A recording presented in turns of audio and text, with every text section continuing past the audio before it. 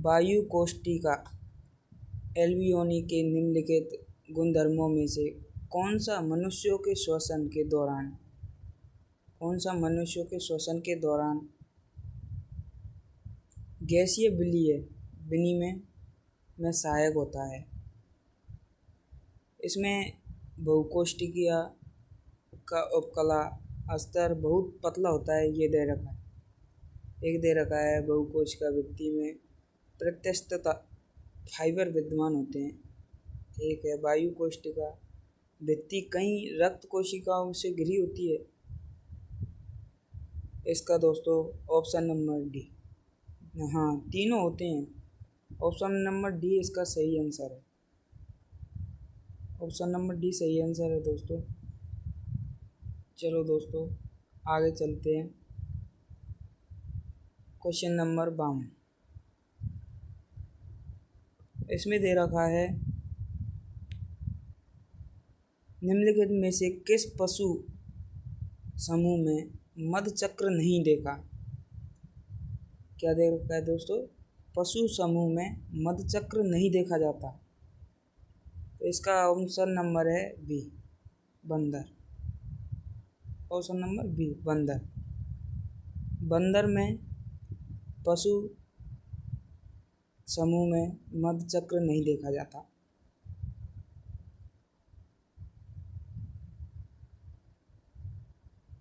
अभी 53वां क्वेश्चन, पादपों में निम्नलिखित ऊतकों में से कौन सा एक आमतौर पर जीवद्रव्य प्रोटोप्लास्ट के बिना होता है और मृत कोशिका माना जाता है?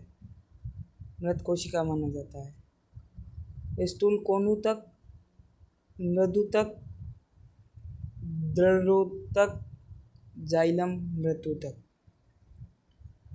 इसका ऑप्शन नंबर क्या हो? चलो दोस्तों जल्दी जल्दी फटाफट बताओ।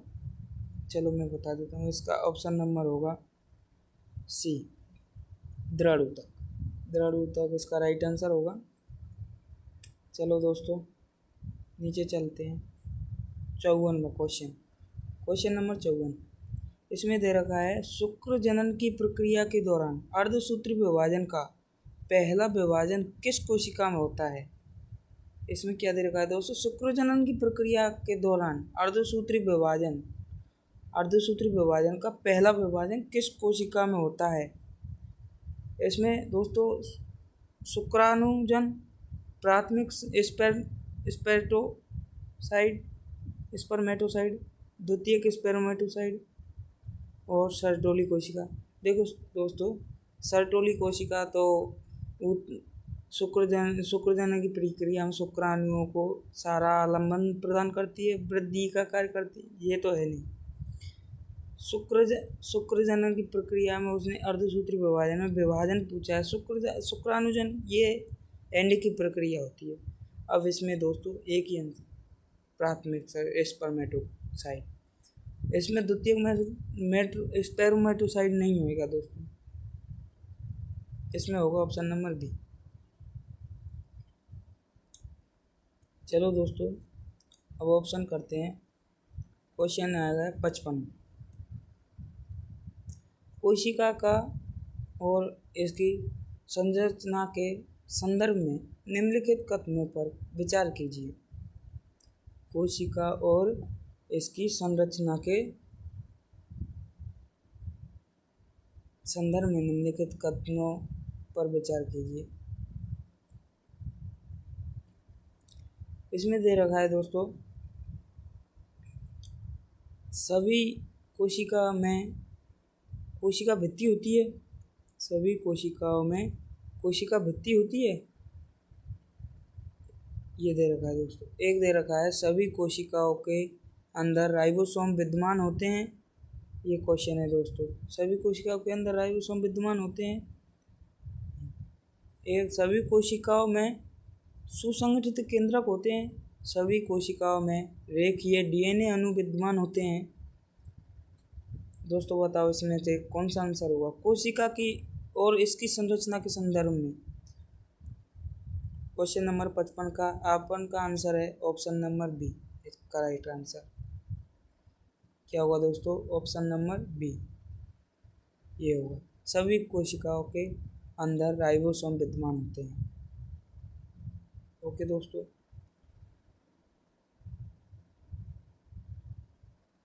Option number B. देखो दोस्तों, ये रहा ऑप्शन नंबर बी है, इसमें ओनली ऑप्शन नंबर बी। चलो दोस्तों, दूसरा करते हैं। ये रहा अपन का आंसर 56। पादप या फूल, इसमें दे रखा है दोस्तों, पादप या फूल का कौन सा भाग सेब जैसे अवास्तविक फल के रूप में योगदान देता है? सेब जैसे अवास्तविक फल के रूप में योगदान देता है। इसमें पंखुड़ी, बाह्यदल, पुंकेसर, पुष्पासन। जल्दी बताओ दोस्तों, क्या आंसर है इसका? चलो मैं बताता हूँ। इसका आंसर है पुष्पासन, ऑप्शन नंबर डी। पादप या फूल का कौन सा भाग सेब जैसे अवास्तविक फल के रूप में योगदान देता है? पुष्पासन देता है, थैलेमस दोस्तों। चलो दोस्तों, क्वेश्चन नंबर 57। जीवों के निम्नलिखित भागों में से किसमें श्वसन के दौरान पूछ रहा है, तो श्वसन के दौरान गैसीय विनिमय की प्रक्रिया नहीं होती। जीवों में पूछ रहा है, श्वसन के दौरान गैसीय विनिमय की प्रक्रिया नहीं होती। केचुआ की त्वचा, ऑप्शन नंबर बी। मनुष्यों की श्वसन का है, ऑप्शन नंबर सी। पाइला के क्लोम गिल, ऑप्शन नंबर डी। मनुष्यों की बहुकोशिकाएं। देखो दोस्त, इसका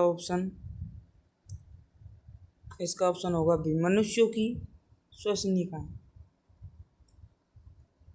हाँ दोस्तों, इसका ऑप्शन होगा 57 बी। चलो दोस्तों, और देखते हैं। ये 58 दोस्तों, इसका क्वेश्चन है बीजांड के, कौन सा क्वेश्चन है? 58। बीजांड के निम्नलिखित भागों में से किस एक में आरक्षित भोजन किसमें बीजांड के आरक्षित भोजन किस एक में आरक्षित भोजन होता है? दोस्तों, अध्यावरण में होता है, क्या बीजांड व्रंत में होता है, कि निवाहक के राजा में होता है? बीजांड। इसका आंसर है डी, बीजांड का है, option number D. Option number D सही है दोस्तों इसका। चलो दोस्तों, आगे बढ़ते हैं।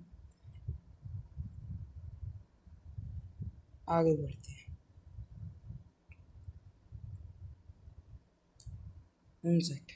मानव फेफड़े के निम्नलिखित श्वसनीय आयतनों में से कौन सा एक न्यूनतम है? इसमें पूछ रहा है दोस्तों, मानव फेफड़े के निम्नलिखित श्वसनीय आयतनों में से कौन सा एक न्यूनतम है? तो इसका आंसर है दोस्तों, देखते हैं।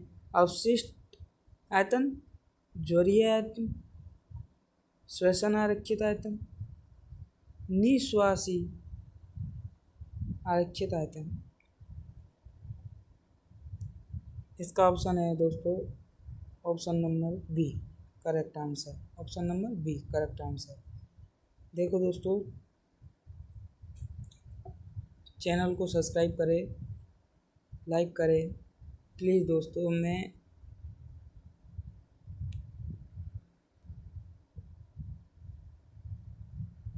चैनल को लाइक करें, सब्सक्राइब करें प्लीज़ दोस्तों। ये देखो, ये दोस्तों लाइक करें प्लीज़ दोस्तों, चैनल को सब्सक्राइब करें। 60वां क्वेश्चन, निम्नलिखित बाल्वों, क्या देखा है? बाल्वों में से कौन सा एक दाएं निलय वेंट्रिकल और फुफ्फुसीय धमनी, दाएं निलय वेंट्रिकल और फुफ्फुसीय धमनी के बीच द्वार की रक्षा करता है। क्या दे रखा है दोस्तों? द्वार की रक्षा करता है, द्वार की। अब इसमें से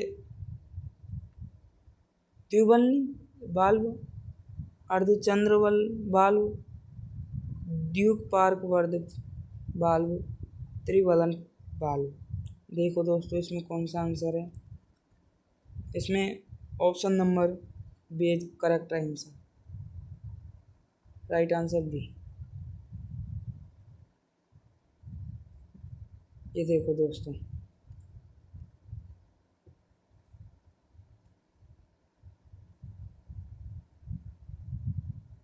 ये क्वेश्चन नंबर 62। कार्बन के निम्नलिखित रूपों में से कौन सा एक ऊष्मागतिक के रूप में सबसे स्थिर है? इसमें पूछ रहा है तो स्थिर ऊष्मागतिक के रूप में स्थिर, इसका ऑप्शन नंबर डी हो जाएगा। D is the correct answer. Option number 63 है। निम्नलिखित कथनों पर विचार कीजिए। कोलाइड और निलंबन विषमांगी मिश्रण होते हैं। कोलाइडों का मिश्रण से अपकेंद्रीकरण विधि से पृथक किया जा सकता है। कोलाइडों और निलंबनों के कण नग्न आँखों से देखे जा सकते हैं। कॉपर सल्फेट का जलीय विलयन टिंडल प्रभाव नहीं दर्शाता, हालांकि दूध और जल का मिश्रण टिंडल प्रभाव दर्शाता है। देखो दोस्तों, इनमें से हमको बताने हैं कौन सा कथन सही है और कौन सा कथन गलत है। तो दोस्तों एक तो गलत है, एक और 4 गलत हैं।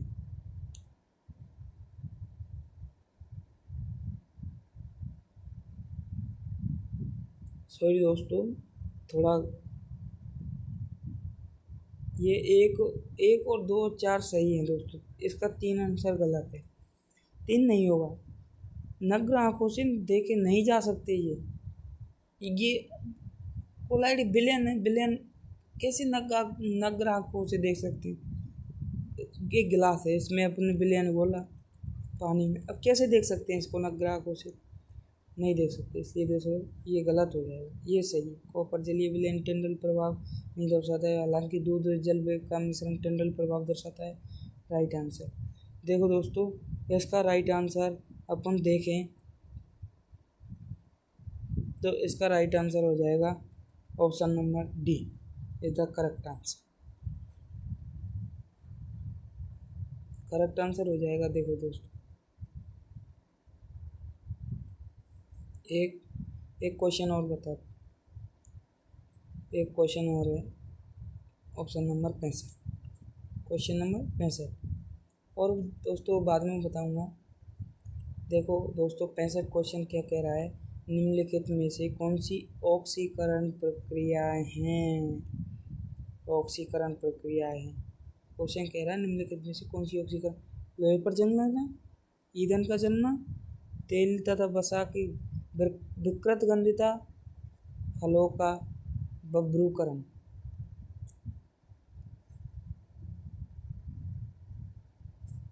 ये तो दोस्तों हो नहीं सकता। ऑप्शन नंबर इसका ऑप्शन नंबर देखो दोस्तों, ऑक्सीकरण जो ऑक्सीजन के संपर्क में आते ही जंग, जैसे ऑक्सीजन, लोहे पर जंग लगना, राइट आंसर। ईंधन का जलना भी राइट आंसर है। तेल का वसा का विकृत गंधिता में होना, ये भी ऑक्सीजन के संपर्क में जो भी चीज़ आती है। अब फल का ब्राउन, अब फल जैसे भी ऑक्सीजन की अवस्था में ऑक्सीजन के साथ क्रिया करता है, फल भी ऐसे ही है। और इसका option number D, option number D. देखो दोस्तों, प्लीज़ चैनल को लाइक करें और सब्सक्राइब करना ना भूलें। प्लीज़